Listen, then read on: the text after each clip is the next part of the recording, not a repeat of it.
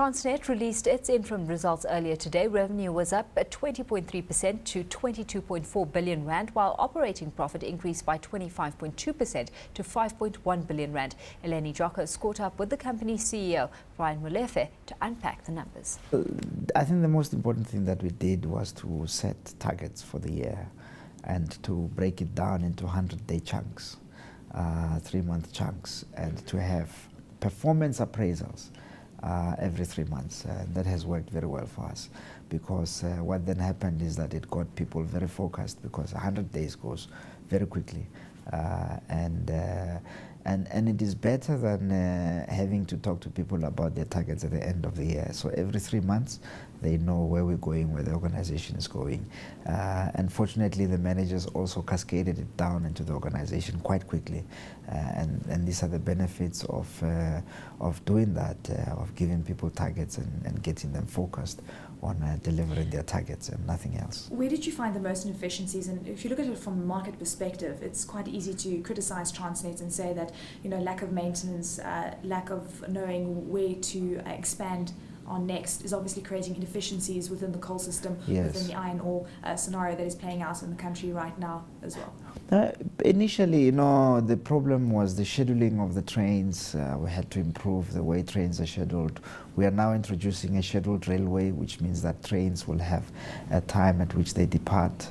At the ports, we are talking to the shipping liners about the way they stow, for example, the containers that need to be offloaded, because whether or not we can use 2 or 3 cranes on a vessel depends on how the vessel is packed.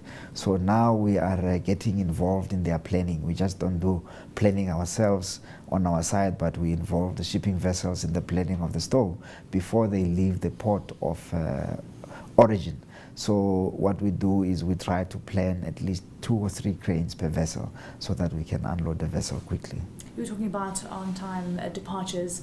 You've seen quite a significant improvement on that front. Can you improve even further? Because there's still a bit of a lag. There is still a bit of a lag, but I think that we will be able to close that gap in the next 6 months. We're working very hard on our on-time departures and on-time arrivals of the trains. The performance is better than what it was last year this time, and I think that we can improve that.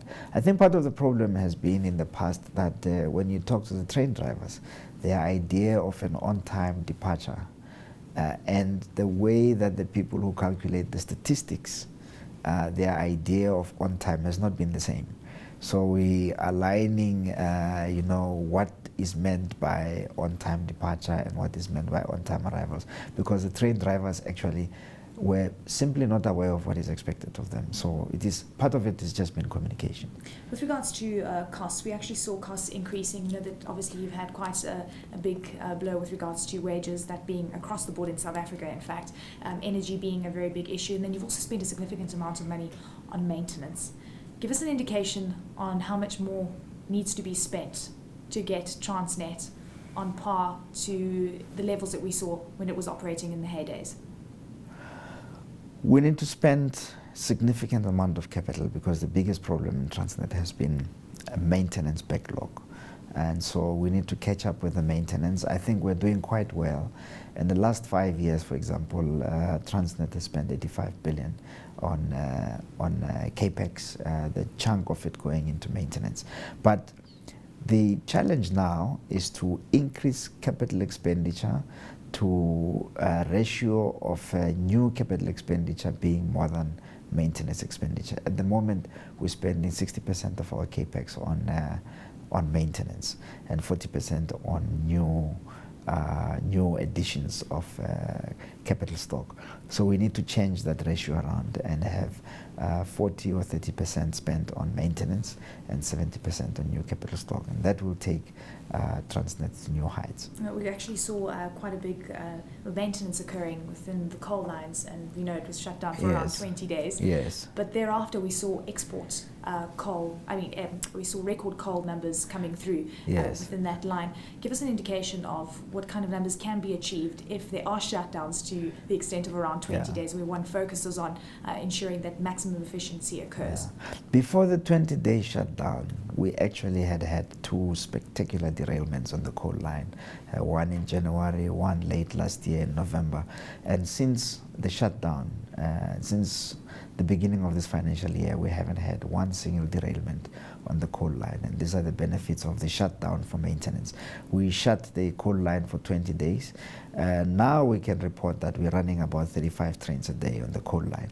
We're delivering to the Richards Bay Container Terminal about 1.6 million tons of coal every week, which is record levels, hitherto unknown in Transnet. In 1 week, we delivered 1.67 million tons. When I spoke to the coal people, they said now their next target is 1.7. And that is how motivated the people are.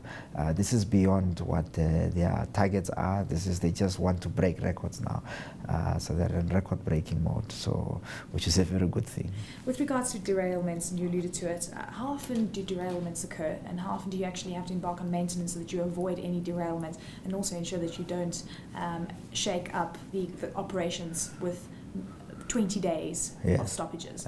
Well, we haven't had a lot of derailments this year. I think we had one main derailment on the GFB line somewhere in Standerton around May.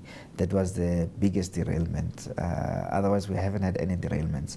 As you saw, our losses from disruptions of operations, from derailments, incidents, accidents, and so on, has decreased from 687 million to about 200 million in the first 6 months. So we actually have been able to make savings of up to 400 million from not having derailments and disruptions to operations.